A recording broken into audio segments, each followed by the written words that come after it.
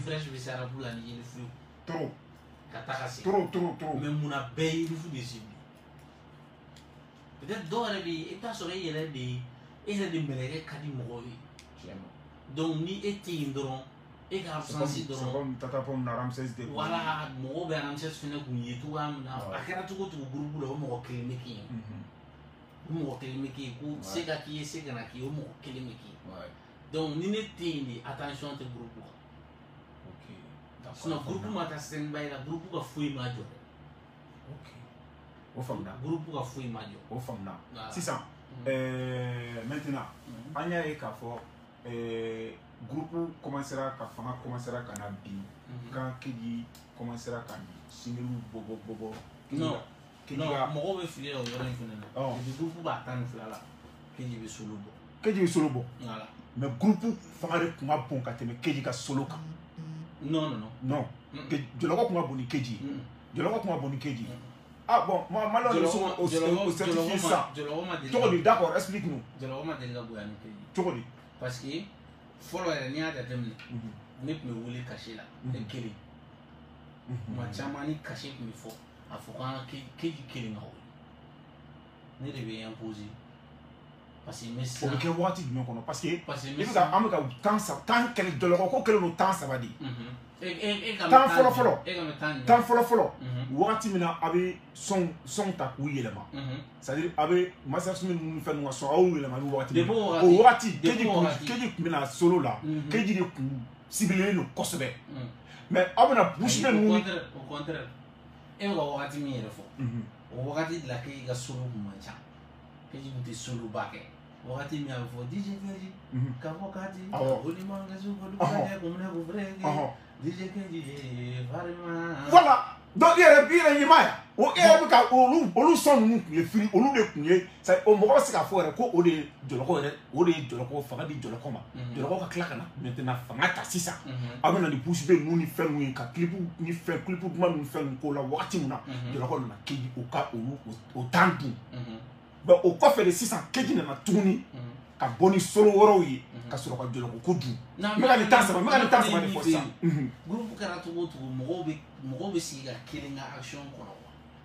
dobe mo be siga ko kono mo presele ni ko ka evru kono ali dongli la nya de temne ni asiraro do ma dongli wafu bo ne presele ni ka kasa ko ble de kono ima ma o jabu ya odina fo ko mi na yere bande non c'est vrai au début mais au début na ko yere chi OK on na ko chi parce que ni sisa ne encore ba ne ayi ka fo itse ga je ko lu voice ko leader tala ne ka erreur ke rodi parce que au début ne ma ila ka fo ko keji de ne ko ma o de ila depuis au début parce que tiens là keji de ko leader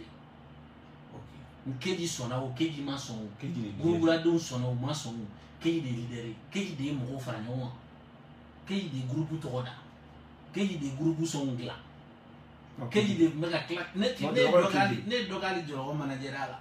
ni wole ligue ne ba discuter donc jonga ne leader ya ka ateme keji voilà ni ne ngane ka erreur kera imi joy joro au début ne ma ira parce que ne ka éducation te ne permettre kan jo mo chela ka ne le ka sani be d'accord ne ka fliquer donc yenda ira ka fo ko am se ka ne ka sa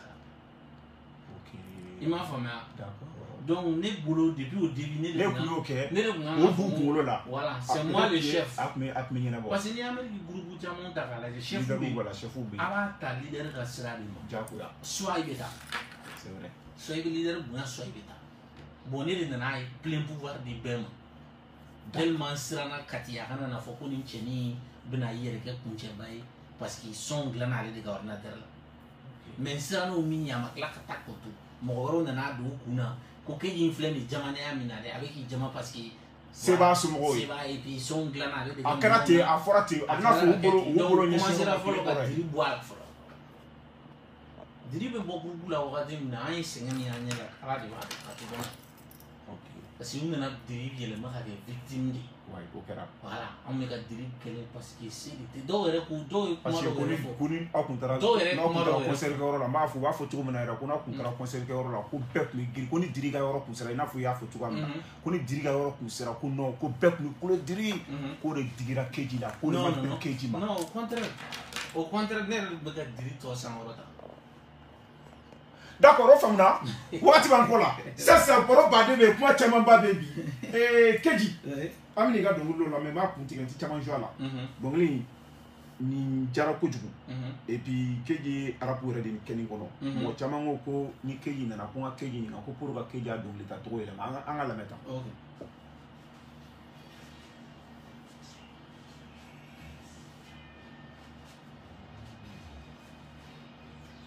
Vamos a anunciar que está ahí la pendiente se ka flow que ka clutch. Maria ka jet li. Kuju sangere. Bakadaji. Mana dali.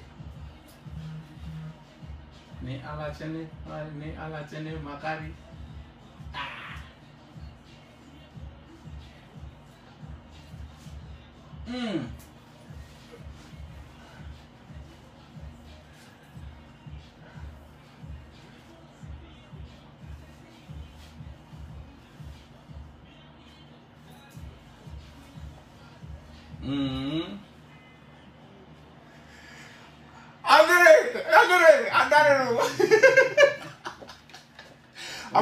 Amine mais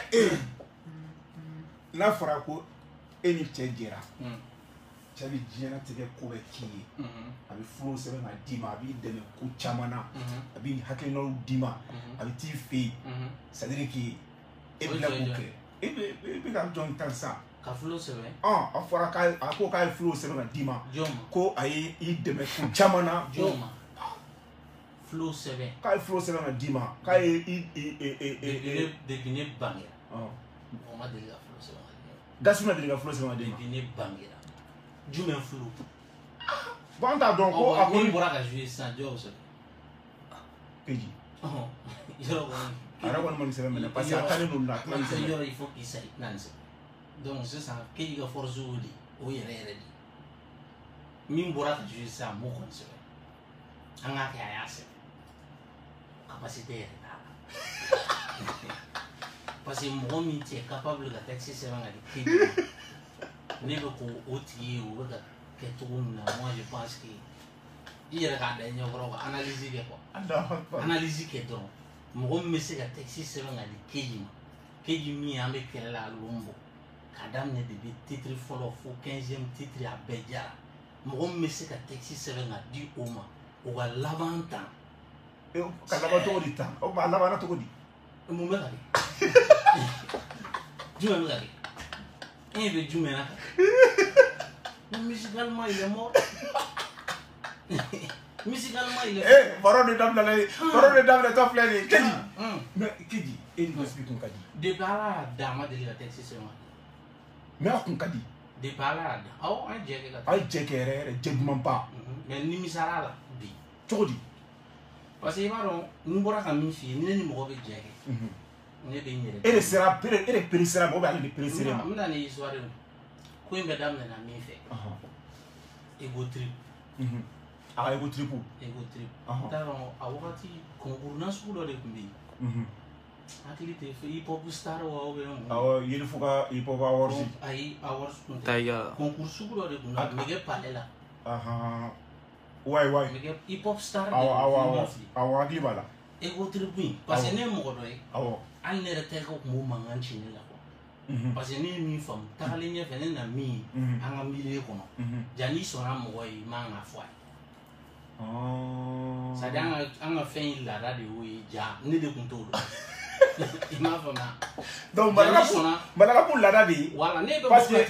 Kati de o ne bɛ min dɔn ni i ye mɔgɔ ka fɛn dɔ ye k'a diyara i ɲɛngoya t'a la hasidiya t'a la i b'a apprécier mais ja kɔmɔ de don o man ka kɛ quoi ja n'i y'o kɛ de o de b'a jira k'a fɔ k'e tɛ vrai joueur donc son ne son in de mais e ko tripui voilà parce que fɔlɔ ne tun fɛn fɛn ye pan ka cultiver de ma ani i m'a fɔ ma fɛn ni ninnu tile kelen ma deli ka ne don awɔ mais blocu kun b'u la awɔ ne tun b'u respecter parce que blocu kun b'u la awɔ clip in yɛrɛ tournage ni fɛn ninnu bloc ba kun b'a c'est la vrai donc ne nan'a ye ne kuma la ne bɛ jɔn ala fɔ parce que côté visuel o élément commencera dɔrɔn ka sin ka jɔlɔkɔ dan ten ni clipu ni blocu ni alors que jɔlɔkɔ kun b'u kan i ma or que anw b'u kan awɔ mais comme anw mabɔlen don capitale la dɔɔni awɔ donc et puis a kun t'u arranger ouais an ka na u ka terrain minɛ terrain kɔnɔna la ouais donc ne ye goudripin de mɛn donc ne ko n ko cɛ n ko ja jo in filɛ nin ko a ja kelen fana bɛ se ka fɛn dɔ kɛ i m'a faamuya awɔ donc ne bɛ sɔn mɔgɔ ye ne b'i ka sɔnw lamɛn ani fɛn ninnu ne yɛrɛ siɲɛ fɔlɔ yɛrɛ awɔ ka ninnu ye ko n bɛ gɛrɛ u la awɔ a labanna kɛlɛ de la jɛsɛti kelen in da la yɔrɔ min ko Atlantis awɔ o da la a don a labanna kɛlɛ de la parce que ni ne ye ne bolo i ye ne ɲɔgɔn cɛ i ye Americain standard de bɛ ne bolo vraiment n bɛna gɛrɛ i la karisa n'i ka nin lamɛn a jara pour moi o tɛ fugara ye o cɛya dɔ yɛrɛ donc o don yɛrɛ a y'a sɔrɔ ne ni n ka jo dɔ de kun don heure kelen ka bɔ Dar es Salaam ko in caman daminɛ n'olu ɲɛna a don a kɛra kɛlɛba de parce que u ka jo kelen bɛ yen u nana ka kuma dɔ fɔ heure kelen bon o tɛ sɛbɛkoba ye ten donc ne ye Ecotrip ye Ecotrip diyara ne ye a y'a sɔrɔ n bɛna histoire bɛɛ fɔ bi n tɛ fɛ k'ale da maga mɔgɔ caman tɔgɔ la n bɛna a bɛɛ fɔ ne ni Papito diyara ale ɲɛ n b'a faamuya donc Papito de sababu la ne siɲɛ fɔlɔ ka se a fɛ yen n'i y'a fɔ Papito de d'accord i m'a faamuya parce que mɔgɔ ni ne b'i ye telew ni fɛn ninnu na a ka di ne ye k'i yɛrɛ ka ka ni ne b'i kɔrɔ sisan i yɛrɛ ye mun ye quoi parce que an bɛɛ personnalité fila de b'an bɛɛ la c'est vrai i m'a faamuya télé keji bɛ yen scène keji bɛ yen mais ani keji b'u ka so o keji fana bɛ yen quoi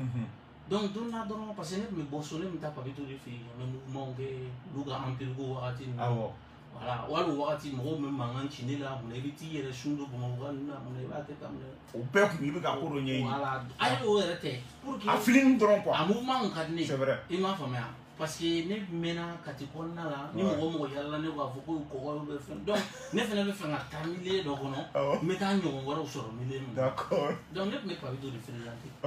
donc don kelen à chaque fois ne y'a fɔ Papito ye n ko non n ko jo ye n ko fɔlɔ ne tun bannen la n ko mais n k'a ka fɛn ninnu n ko c'est bon parce que ne tun bɛ n yɛrɛ ye RR de parce que Sidiki ye n terikɛ ye Iba ye n terikɛ ye donc ne t'a miiri yɛrɛ diɲɛ kɔnɔ ko ne ni ninnu bɛ gɛrɛ ɲɔgɔn na ou bien ka fɛn kɛ ghetto mamu ni ghetto kafiri mɔgɔ depuis ne yɛrɛ y'a essayer ka gɛrɛ n'o kɛra kɛlɛ ye donc pour moi a bɛ ninnu yɛrɛ kun na k'i ye an ennemi de donc vu que e ni ninnu gɛrɛlen don RR manu gɛrɛlen don ɲɔgɔn na donc n ka ni Papito ka baro bɔra a kɔnɔ Papito ko comme u bɛɛ ye kalabankaw ye donc Papito ko ko ale ka jo de don kɛ ko n'a ka di ne yɛrɛ k'an bɛ wuli sisan ko k'u sigilen bɛ da la k'an bɛ tɛmɛ sisan ko wɛrɛ donc a wagati an mouvement n'an taara ɲɔgɔn fɛ yen an bɛ manaw fa u sisiw ni fɛnw an bɛ activité voilà donc ni Papito taara o kɛra an siɲɛ fɔlɔ ye a don yɛrɛ an ma baroba kɛ foyi donc a tɔ kɛra ne taara Papito fɛ yen Papito b'a fɔ cɛ an ka tɛmɛ gaz fɛ yen ou bien i bɛ fɛ an ka bɔ an ka taa yɔrɔ jumɛn peut-être an bɛ ɲɔgɔn sɔrɔ yɔrɔ dɔw fana na mouvement nana an nana don ɲɔgɔn na ten pour que ka an ka don ɲɔgɔn na yɛrɛ yɛrɛ DJ Max ni DJ Bako olu ye fɛn dɔ kɛ Kayi nin bɛɛ kun kɔfɛ an kuma kun t'an cɛ ani Papito de b'u ka kulonkɛw kɛ u b'u ka fɛnw fɔ an ka don ɲɔgɔn na yɛrɛ o kɛra DJ Max ni Bako ye concert dɔ de kɛ Kayi o ye keji kelen de invité i m'a faamuya o ye ne kelen de invité donc ale ani Pao Gemzi je pense Tchétchénie b'a la Tchébolo ani hakili tɛ est-ce que les fous fana tun t'a la non les fous tun t'a la les fous tun bɛ min na o y'a sɔrɔ an jara yɛrɛ o fo ne ni les fous ni Memo ni Nege Jazz ninnu don o y'a sɔrɔ an jara yɛrɛ donc ni pour que an ka don ɲɔgɔn na yɛrɛ an bɛɛ taara kari kelen de la donc an yɛrɛ bɛɛ sigilen ne yɛrɛ tun bɛ k'a fɔ n terikɛ ye n ko cɛ n ko nin y'an ka mɔgɔw ye dɛ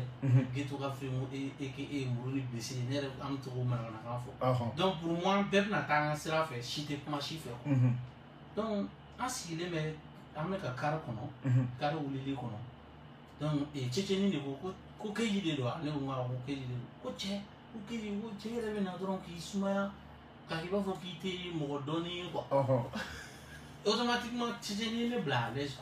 donc o fɔlen dɔrɔn gasi yɛrɛ sera ka ko cɛ keji cɛ ne sigi an kɔrɔ kɛ an ka baro kɛ ka n'i yɛrɛ déranger sa a bɛ tan donc an yɛrɛ ko Mali arabu baro daminɛ i m'a faamuya yen de yɛrɛ an commencera ka sigi ninnu ka baro kɛ Iba ninnu ka baro kɛ donc ne yɛrɛ ko mɛ mun na nin kɛlɛ in nafa jumɛn bɛ nin kɛlɛ in na i y'o fɔ donni kama o don kelen de fana an selen ka y'an logera yɔrɔ min a su kelen de gasi da y'a fɔ ne k'ale yɛrɛ ka yɛrɛ ka yɛrɛ sigi ka biti la an si ma sa o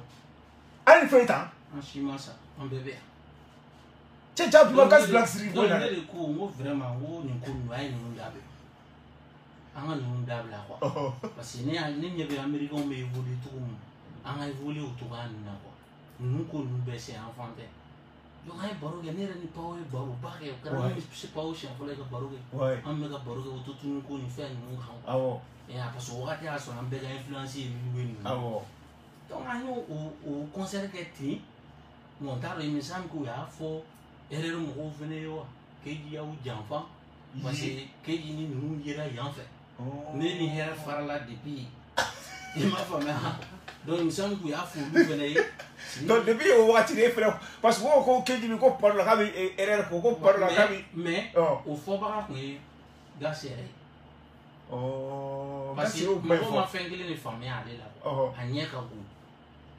a ɲɛ ka bon c'est-à-dire mɔgɔ min b'a kɛrɛfɛ a tɛ fɛ o ka kɛ fɛn donc a m'a profité kolonkɛ fɛ ni denmisɛnninw bɛ yen comme kolonkɛ b'an cɛ m'a fɔ i kɔgɔden i tɛ kɔgɔya la anw ni erreur mɔgɔw nɔfɛ a k'i profité kolonkɛ la pour que denmisɛnninw bɛ taa n'o titre ye a fɔ tiɲɛ yɛrɛ la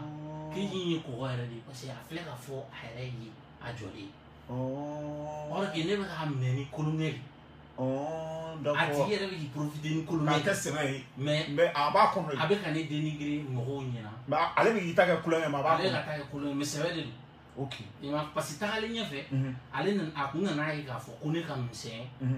c'est à dire a kun jɔnna ne la an donnen ɲɔgɔn na de a nana ne yɛrɛ fana ka force caman dɔn ne yɛrɛ fana ka intelligence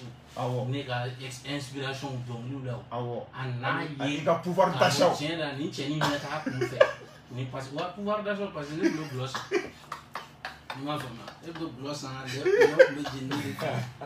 i m'a faamuya donc ne yɛrɛ kun nana olu bila level dɔ la ne nana ye k'a fɔ ne yɛrɛ b'olu kan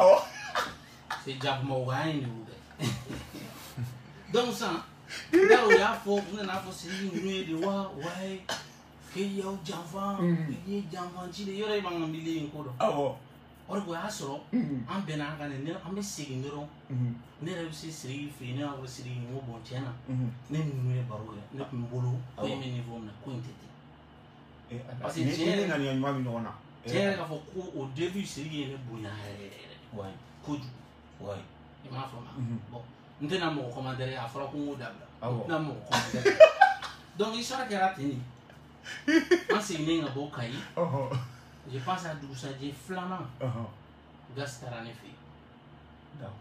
hali sini hakili b'a la ni job fɛn cɛnin Jos min bɛ bɔ Citelle Farago la a bɛ Faransi sisan donc taara an ye baro kɛ o y'a sɔrɔ ne tun kɛlen ka yɔrɔnin dɔ labɛn ka n ka matériel sigi yen an ye baro ni fɛnw jɔlɔkɔ fitinin gasifi nana o wagati mais kɔfɛ ne tilara ka n'a ye ja ale ka objectif kun ye gasifi fitinin keji donc a bɛ i n'a fɔ ne de ye n ka groupe imposé o ma diya ye mais a tɛ se ka kɛ ka fɔ o ma diya ok mais objectif kun ye keji i ni keji fila dɔrɔn ne ka baara kɛ d'accord donc kow nana ten cogo la ne filɛ ne bɛ ni ne kɔni nɔrɔla mɔgɔ la ka ban dɔrɔn ne nɔrɔli la donc ne bɛ taa an y'an t'o de la sisan ni coup d'état ko in nana kɛ coup d'état kɛlen sisan la paix dɔnkili in kɛra Mabjek fana nana ke ya mafia e de tun tɛ kɔgɔya la karisa ninnu ni karisa ninnu nɔfɛ i m'a faamuya donc o fana gɛrɛ wulila kura ye o fana gɛrɛ wulila kura ye donc ale yɛrɛ kelen de tun bɛ n'a fɔ ne ye cɛ ka n'i ta ninnu fɛ di filɛ nin ye éducation jɔn minnu fɔ bon ne tɛ a tɔgɔ répéter man ne vraiment bɛɛ b'a dɔn an ni mɔgɔ an bɛ mɔgɔ ma kuma ale kelen de tun b'a fɔ ne non nka kan'i yɛrɛ kɛ mɔgɔ jugu ye sa ninnu filɛ nin ye u bɛ fɛ k'i kɛ tan k'i muruti pour que i kana t'anw fɛ yen bilen pour que i kana kɛ tan donc a b'u lavage cerveau ni kɛ ne na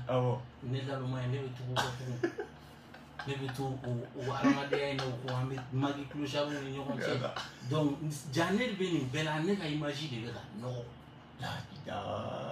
i m'a faamuya non seulement ne yɛrɛ ka manu kati olu bɛ ka olu diminen don olu bɛ k'a fɔ ko ne bɛ ka n yɛrɛ ridiculiser ne bɛ ka n yɛrɛ rabaisser olu nɔfɛ yala la mais en même temps olu kelen fana bɛ ka ne rabaisser mɔgɔ wɛrɛw ɲɛna tuguni u b'a fɔ e ɲɛna tu u bɛ taa fɔ yan fɛ ca i m'a faamuya ok sinon e bɛ ka min fɔ nin ye tan keji de bɛ se ka texte sɛbɛn ka di mɔgɔ ma tiɲɛ yɛrɛ yɛrɛ la an bɛɛ bɛ ɲɔgɔn dɔn bɛɛ bɛ bɛɛ dɔn keji de bɛ se ka texte sɛbɛn ka di mɔgɔ ma mais ne bɛ ninnu dɔn de i m'a faamuya ne bɛ ninnu dɔn ye ko n tɛgɛ ci mais bi an bɛ don min na i ko bi foyi tɛ se ka fɔ k'a daja keji la bilen parce que adamadenya de y'a dun keji ye menace de menace c'est-à-dire ne ye menace de c'est-à-dire côté talent i m'a faamuya n'i y'an ka génération ta k'a lajɛ bi c'est à dire chance ye mɔgɔ kelen min bolo ka bɛɛ dan bi international c'est tiɲɛ don donc sisan e bolo e ɲɛ tɛ kow bɛ ka kɛ cogo min yan fo éléments bɛ ka alliés ɲini u dɛsɛlen bɛ ka alliés mɔgɔ wɛrɛw la parce que kɛlɛ kɛcogo t'olu yɛrɛ bolo bilen donc e bolo u ka bali bɛɛ cira ka ban de kelen ni keji kelen kɛlɛ tɛ yen bilen n b'a dɔn ne bɛ ka fɔ voilà donc fo ka taa nin titre ninnu créer n delila ka nin kɛ ka di nin ma dɛ n delila ka nin kɛ ka di c'est enfantin i m'a faamuya c'est enfantin keji de b'a sɛbɛn ka di mɔgɔ ma an ka jɛkulu sigilen yɛrɛ tun tɛ dɔnkili dilan yɛrɛ pour que k'a yirala ko nkalon don fɔlɔ jɛn kun sigilen don bulon min lɛsogo dun mais jigɛlama ye cɛ don wa cɛ don tiɲɛ de don a dɔw tun bɛ ka na ka bɔ Kayi u tun bɛ ka na ka bɔ Kayi u y'u jɔ ne fɛ yen hali sini hakili b'a la cɛnin min bɛ to ka rap Noël kɛ tan o don u ka rap Noël de tun bɛ ne ka mobili de taara u bila Bamakɔ a don donc a nana u y'a fɛn ka ko a ye sniper ninnu yɛrɛ gɛn ka bɔ chambre ko de ka bɔ donc a kelen da sɔrɔ a yɛrɛ da la ne ka chambre donc a essayé de k'a bɛ douche de k'a la ka dɛsɛ a ka douche in fa donc a ye ne wele ka na ko ne de la cɛ man i b'a dɔn cɛ fɛn jigɛlan de k'a la donc ne yɛrɛ yɛlɛla quoi ne ko cɛ n'i bɛ sɔn k'a fɔ ne k'i tɛ se jigɛlan kɛ cogo la e bɛ ka mɔgɔw tan su fara tile kan cɛ e tɛ se ka jigɛlan k'a la i yɛrɛ ni kuma min d'an la cɛ k'an bɛɛ b'a dɔn sigi an b'a ye famaden nin kɛ na i ka bɔ mɔgɔ da la cɛ donc kow tɛmɛna quoi moi je pense que an ye cɛbakɔrɔw de ye a ma c'est pas la peine an ka n'an jɔ bilen ka olu fɔ ni nin kɛ karisa ye ni nin kɛ karisa ye olu y'an faralen musow kan c'est vrai musow de b'olu kɛ n delila ka n ka mesi singi ma n delila ka n ka nin kɛ tan ale yɛrɛ ni ala cɛ ani ne min tɛmɛna an cɛ a b'o dɔn d'accord Kaji i y'a fɔ i ka laseli dɔ la ko hali i den k'a man di i den ni talibi den ka cɛ n'a sara n ɲɛ n tɛ taa suli yɔrɔ la ni n sara n ɲɛ a kana taa bon nin kuma in Kaji nin kuma in a balila maliyɛn bɛɛ la parce que maliyɛn bɛɛ ko Keji ŋaniya bɛ cogo min na a jɛlen don cogo min na ko Keji ye mɔgɔ ye mɔgɔ min yafa ko Keji de bɛ yafa dɔn ko Keji de y'a essayé wagati la ka Mali rappeur bɛɛ bɛn ko o de nana kɔgɔya in tɔgɔ da la parce que a tun bɛ fɛ de mɔgɔw ka fara ɲɔgɔn kan mɔgɔ kɛra cogo o cogo muruda dɔw bɛ kɛ mɔgɔ la dimi dɔw bɛ don i la a bɛ se ka kɛ i bɛ ɲinɛ de mais c'est à dire i bɛ yafa mais i tɛ ɲɛ olu bɛ kɛ parce que ne bɛna e ɲininka fɛn kelen na e delila ka Keji ye ka jɔn ba dɔgɔya fɔlɔ dɔgɔya u caman ye ko dɔw kɛ ne na diɲɛ kɔnɔ u ni fagali de ka kan mais e delila k'a mɛn Keji ka dɔnkili jumɛn na ou bien interview jumɛn na ko Keji ko ko karisa ba bɛ tan ou bien karisa fa bɛ tan ou bien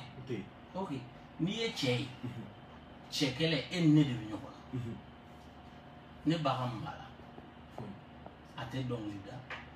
a tɛ studio yɔrɔ dɔn wa hali n yɛrɛ bɛ nin na yɛrɛ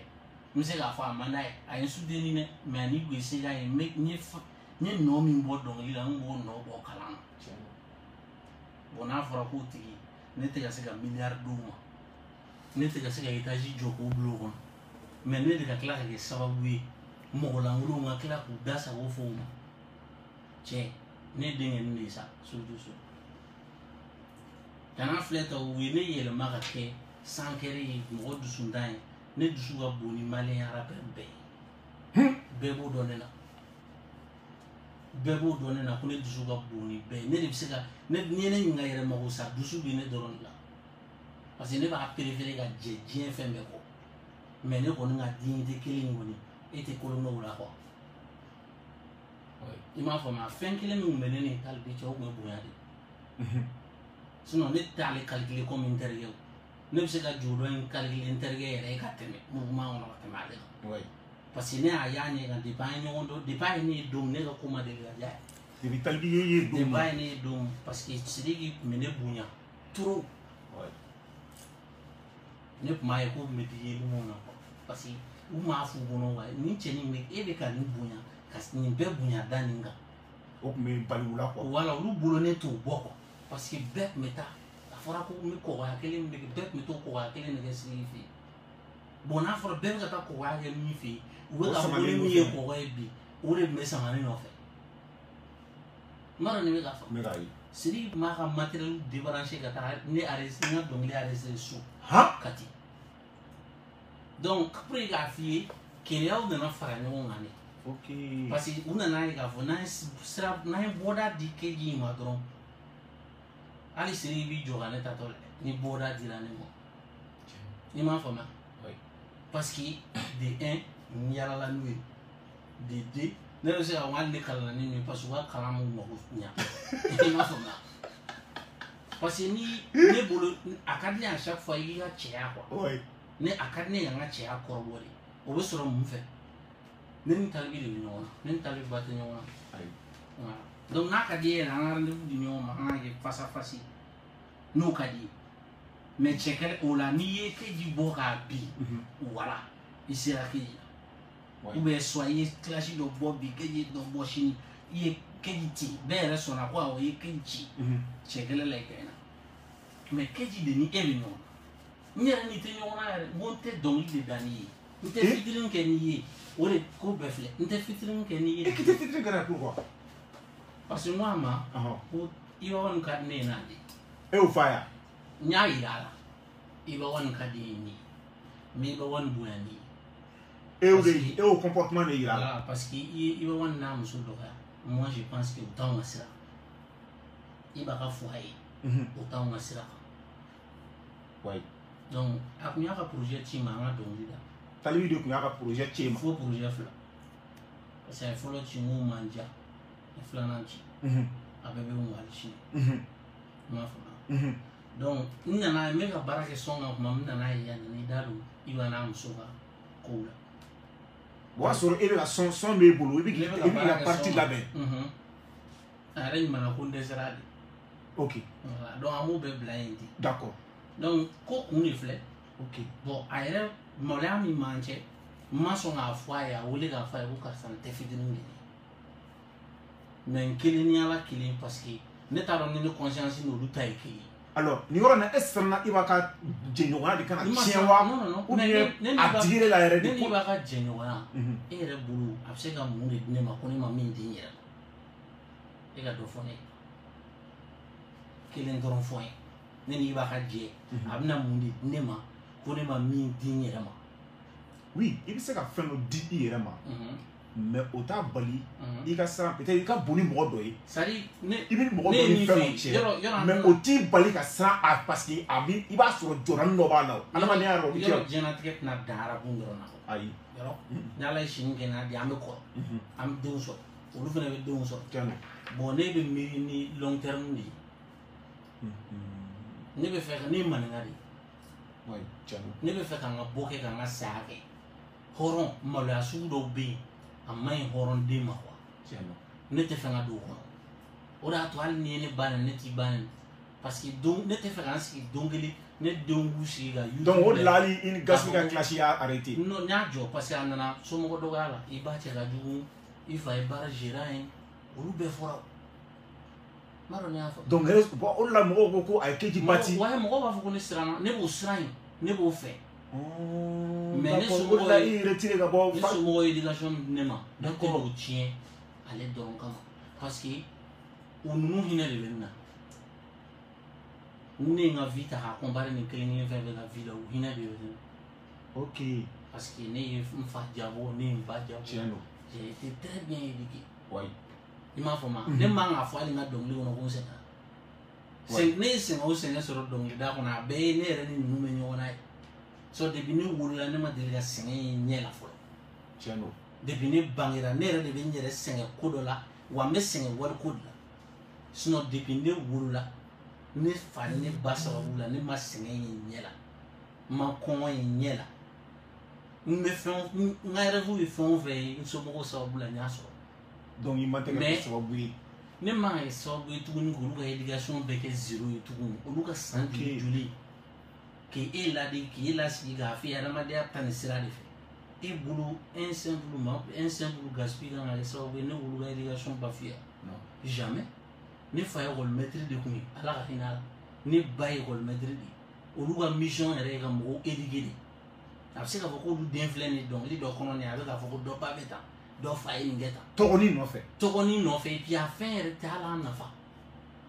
bɛɛ tɛ nin ye mɔgɔ fɛ mɔgɔya kelen in na n'o sɔn n'a tun b'an nafa bɛɛ tɛ nin ye an bɛɛ tɛ nin ye faamaw fɛ yen nin u ka dumuniw kɛlen n'u ka fɛn na n'a tun b'an nafa donc ni manamanako kama ne tɛna n so kamera tolila i ma mais ala barika la an t'olu kɛ an ta faamu dimanche ka sogo dun parce que an yɛrɛ bɛ se ka sogo san voilà donc kama dumanw fɛnɛ b'an bolo minnu b'a kan ye o tɛ tɔgɔ man d'u ye u t'u yɛrɛ filmer voilà c'est ça quoi donc ne ka fɛn o kɛlɛ b'o niveau de la d'accord ne commande ye ne commande ye i ko k'i tɛ dɔnkilida talibi fɛ i t'a fɛ n tɛ fɛ ka jɛgɛ n'a ye fo ka taa n sa mais n'a nana ka yafa deli fɛ ka yafa deli bon ne bɛ se ka min faamu bon ne kɔni ba ne wuluba n'o fɛnɛ ko fɛn o fɛn dabila n'i fɛnɛ ko wɛrɛ ɲini tɔ kɔni tɛ i kan k'o dabila bon nin ka in na ne yɛrɛ ba a n'a ka ko bɛɛ ale de b'a fɔ he kan'i ta nin karisa ka nin kɛlɛ in fɛ dɛ gɛrɛ a la taa tan ne ni Sidiki kɛlɛ min a bɛ kɛlɛ 15 bɔ ne ba de b'a fɔ he Sidiki i ka jelikɛ de Sidiki i terikɛ de an y'aw ye ɲɔgɔn fɛ yan depuis ko ma se nin bɛɛ ma kan'i ta mɔgɔ fɛ a ye nin k'i la a jo don o a jo tɛ o kan'i t'a fɛ a ban tan kɛlɛ ban tan kuma fɛ tan nin kɛ tan Sidiki ka piano fɔlɔfɔlɔ ko keji de y'a d'a ma non piano fɔlɔfɔlɔ tɛ an ye ɲɔgɔn dɔn i n'a concours de la ne de tun bɛ ka piano fɔ o y'a sɔrɔ Sidiki bɛ kora dɔrɔn de dɔn a tun tɛ piano dɔn a ye piano kanu ne de nɔfɛ ne fɛnɛ tun bɛ min dɔn piano la ne y'a fɔ a ye nin fɔ tan nin fɔ tan o kɔfɛ an bɛɛ i n'a jɛko fɔlɔ kɛ ale y'i n'a sɔrɔ filanan na d'accord donc an bɛ ɲɔgɔn fɛ awɔ defu kɔfɛ parce que ne ma se ka lycée ɲɛ ne kun kunkolo digilen don a y'a sɔrɔ musiko in fɛn bɛ ne ɲini donc an tora ka ɲɔgɔn fréquenter ne commencé la ka donc a ye ɲɔgɔn dɔn depuis aw ye ɲɔgɔn dɔn depuis o waati an ye ɲɔgɔn dɔn 2005 je pense 2005 ou 2006 ok i n'a concours la ok d'accord donc i ko ko i ba n'i ba ko ko i ka jɛ bon o bɛ sɔrɔ min fɛ yɔrɔ ne ma fɛn kɛ mɔgɔ si ba la ayi yɔrɔ an k'an to jɛ la an bɛɛ ye yira bɛɛ ba la o prévu yɛrɛ ye an y'a ye lefu y'i classé wagati dɔ la k'i to États-Unis i taara bɔ ye an y'o image ye an taara o y'a kɛ ŋaniya nin kan non lefu yɔrɔ ne tɛ mɔgɔw ma min faamu quoi ne tɛ lefu ka classe yɛrɛ de jate classe ye parce que i b'a dɔn kɔrɔkɛ filɛ nin kuma dɔ la i bɛ bɛɛ frapper pour que mɔgɔw ka tiɲɛ lefu objectif dɔ de bɛ lefu la ambition dɔ de bɛ lefu la ne b'a faamu dimi dɔ b'an bɛɛ la parce que an si tun tɛ fɛ hali an ka se nin âge ninnu ma k'a sɔrɔ an m'an ka rêve dɔw réaliser i m'a faamuya rêve fɛn fɛn filɛ anw na nin ye bi a fɔra ko n ka n'o fana fɔ Sidiki de bɛ k'an ka rêve réaliser bi a fɔra k'i kana fɔ cogo di kɛ ko ŋa n'o fɔ ko Jɔn ko k'i ka n'o fɔ ni documentaire kɛ k'o b'i n'a fɔ ko ne ka n yɛrɛ lajɛ an fɛn fɛn bɛ vie min nɔfɛ moi ne bɛ se k'a fɔ Sidiki surunyara la wayi parce que ani saraba wɛrɛw bɛ ɲɔgɔn dɔn ani dugu wɛrɛw mɔgɔba wɛrɛw bɛ ɲɔgɔn dɔn bon k'a bɔ Sidiki la an ɲɛ bɛ jɔn na Mali la yan qui est capable à part Keji an ɲɛ bɛ jɔn ani an ka masakɛ Kanku Musa n kana ɲinɛ ale kɔ Kanku Musa bon ni ne ɲininka yɛrɛ sisan an ka génération na mɔgɔ 3 dɔrɔn de bɛ yen ouais mɔgɔ 3 cogo di mɔgɔ 3 dɔrɔn Keji Iba Wan Sidiki Jawara ɔ ma taali min ni gaspille dun mais e ɲɛ t'a la wala e ɲɛ t'a la élément min ɲini ka kɛ faamaw ka an ma tasuma lamɛn faamaw ka lave gardi u bɛ lave gardi la faamaw fɛ yen mais moi je peux pas te respecter fɔlɔ ninnu bɛ nin mankan kelen ci ne yɛrɛ la i kana boli faamaw kɔ kana kɛ tan mais bi kabako n'a fɔra ko ala ka mɔgɔ sɔrɔ laban ko ɲuman na vraiment c'est ça voilà mɔgɔ 3 dɔrɔn de bɛ se k'i jɔ n'anw ka génération in bi wallahi bi d'accord kuma in i ka kuma in y'an sɔrɔ lefu de kan i ko ko lefu filɛ ko in bɛɛ da a caman kɛra lefu ɲɛna lefu bɛ bɛn ne nɔfɛ lefu bɛ bɛn ne nɔfɛ par exemple sisan a ye association dɔ fara ɲɔgɔn kan awɔ i m'a faamu wayi a yɔrɔ fɔlɔ kɛra dimanche tɛmɛnen lefu bɛ bɛn ne nɔfɛ lefu bɛ ko in avancer ne nɔfɛ parce que ni ko yɛrɛ ko k'a bɛ kɛ tɔgɔ tiɲɛ ye kojugu lefu ninnu tɔgɔ bɛ tiɲɛ ni anw ye n ko lefu fɛnɛ ka kɔrɔ n'anw ye i m'a faamu e bɛ se k'a fɔ e b'a miiri cogo di k'e y'i yɛrɛ di fɛn dɔ ma ko k'a fɔ ko tu as bientôt 40 ans e tɛ se e ma se ka hali biriki 2 sigi ɲɔgɔn kan o fɛn kelen sababu la mais ça fait honte hali k'a bila o la bon ni tɔgɔ tiɲɛ bɛ kɛ sisan lefu ninnu b'a tɔgɔ tiɲɛ sɔrɔ ni anw ye ou bien voilà an kɔrɔkɛ dɔw bɛ yen k'olu ta kɛ boli yɛrɛ ye olu y'a kɛ olu ta kɛ tunga ye o dɔw sigilen bɛ États-Unis Faransi fɛnw na parce que n'i m'a kɛ ten an ka société yɛrɛ la fɔlɔ artiste yelen don comme Malangolo i m'a faamu voilà surtout rappeur dɔw yɛrɛ fɔ an ma de ko rappeur niw sisan de yɛrɛ dɔ bɔr'o la anw tile de nan'o ban sinon rappeur ni de ninnu ye rappeur niw de ye koyi ninnu ye rappeur niw de bon ko e ka bɔ o bɛɛ kɔnɔ société kɔnɔ tuguni ka tila ka n'a fɔ k'i tɛ se ka dɔrɔmɛ 1 kɛ 2 ye o baara kelen sababu la bon olu de bɛ ni lefu ye miiri olu de la a bɛ dimi i m'a ye et puis mɔgɔ caman kɛra kuma filafɔlaw ye i m'a faamu an fɔra anw bɛ ninnu de dɔn i Gas ninnu de dɔn gangstayaw ni fɛnw ye stariyaw ye jobaw mais jobaw a cogo di e bɛ se ka tila ka taa tuguni ci yɔrɔ ni tɛ yɔrɔ ye mɔgɔ wɛrɛ fɛ yen i bɛ k'o de mabalima mais a bɛ mɔgɔ ladimi quoi et puis e bɛ ka tila k'a fɔ dɔ ma k'o ye kɔgɔ ye dɛ e bɛ k'a fɔ dɔ ma k'o ye kɔgɔ ye mais e yɛrɛ bɛ ka tila ka kɔgɔya kelen in kɛ tuguni mais sisan o donc kɔgɔya dɔ ka fisa ni dɔ ye mais sul jaabi o la kɛ kɔgɔya dɔ ka fisa ni dɔ ye Keji ka kɔgɔya Iba Wan nɔfɛ ani e ka kɔgɔya Fama 30 nɔfɛ ko a gɛlɛyara ne kun sɔnnen don ninnu bɛɛ ye walayi ninnu de ne filɛ nin bɛ kɔgɔya kɛ ni ne nɔfɛ mais ka tila k'olu ye tan vraiment a bɛ mɔgɔ dusu kasi ni lefu sigi ka ninnu bɛɛ ye a b'a hali lefu ye fɛn min fɔ ne ma a bɛ digi la dɛ mais c'est vrai lefu ye min fɔ ne ka Iba Wan ko in na il a raison mais mɔgɔw ma min faamu Iba Wan ko in na n n'o de f'i ye hali n'a sɔrɔ an ko an ka don o kɔnɔ yɔrɔ awɔ an ka don o de kɔnɔ awɔ an bɛna don o kɔnɔ sisan i bɛ fiɲɛ bɔ an senkɔrɔ ni Keji ani Iba Wan ka dugawuden 2 ye voilà bila ka jigin Keji bɛna ne fɔ 105.0 la radio Joliba FM à Ségou nous sommes sur la 100.1 alors me foli di bɛɛ lajɛlen ma aw labɛn sɔni an bɛna nɛgɛjuru sira di aw ma minnu bɛ fɛ ka don kɔfɛmɔgɔw minnu tulo b'an na n'u bɛ fɛ ka don ɲininkaliw kɛ o kelen de don donc yan'o cɛ an bɛ Iba Wan ani Keji dugawuden 2 an k'o lamɛn tan an ka sigi dɔɔni i t'i sen sɛgɛnna fiɲɛ bɔ dɔɔni cɛ mɛmɛ sigilen fɛnɛ na o mɛmɛ sigilen na cɛ ka kuma mais c'est ça bɛɛ mana k'i se kɛ a bɛɛ dala cɛ n bɛ se kɛ bi direct n'a ka di an bɛ se k'a tigɛ ka tila k'a lase o ma